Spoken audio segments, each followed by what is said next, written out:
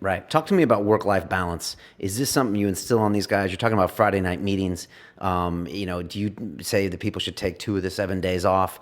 Where does No. that come for you?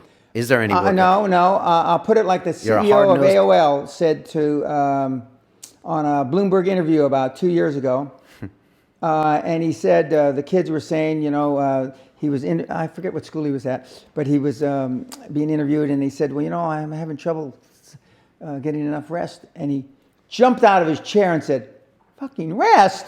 You can sleep when you're 30. He says, I want somebody that works 28 hours a day and bleeds through his eyeballs. And you agree with that mentality? Well, I don't need the blood to his eyeballs, but... But you think more work is better? No, more smart work is better. Okay. Most people make play at their work. Just because you might work 12 hours a day doesn't mean you're working 12 hours. You're staying busy 12 hours a day. Right. Okay. Usually the people that tell you they're working 12 hours a day aren't the ones that are working. Yeah. Usually the people that tell you how many hours a week. I still work. I'm retired at 60, 70 hour a week. Okay. 60, 70. 60 to 70 hours a week. Okay. Okay. And when my wife and I go on I think that's cruises, I healthy. only work probably 3 to 5 hours a day. I'm on the internet, and then I go lie by the pool or whatever. But the 67. When I was your age, I worked 100 to 120 hours a week. Jesus, damn, man, you're trying to make me feel bad here. No. Well, Okay. you're retired now too. Let me ask you a question. Why live in Scotland? Why be in the UK? You could be, you could That's be a great question. You could be on Central Park. You I could can be see in why San you have Francisco. this show now. Oh, That's a okay. great question. But you weren't sure Letterman. before. Letterman is just. I could take his job. Absolutely. Okay. He's zen. He's pretty zen. Yeah. He does the short form chit chat. I don't know if I could do it in 6 You minutes. could. 8 minutes. When I retired the first time on my 39th birthday, because the day I went public and I got wealthy, ostensibly wealthy, was my 39th birthday. Okay. It was also the day. That can ruin a lot of men if they had success that early. It tried to ruin me, but it didn't succeed. Okay. The second thing is that the day we went public was the day that Mrs. Thatcher was privatizing Jaguar. Okay. August 10th, 1984.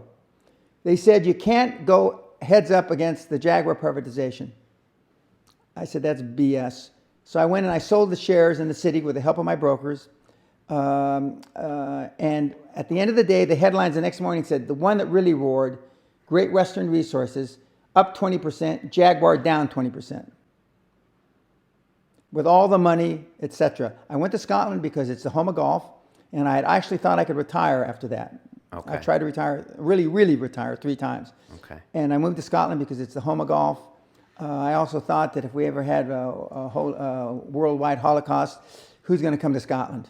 Okay. You know? Oh, you mean like a World War III? Correct. Okay, you're Yeah, far up north. Who's going to come to Scotland? Right, and who wants to go to the Arctic? Yeah, right, so. well, and I wanted to be in a castle on an island. Not the kind of island I thought it was going to be, but Britain's an island, so Right. as my wife would say, yeah, it's on an island, Dan. It's close enough. Singapore's an island.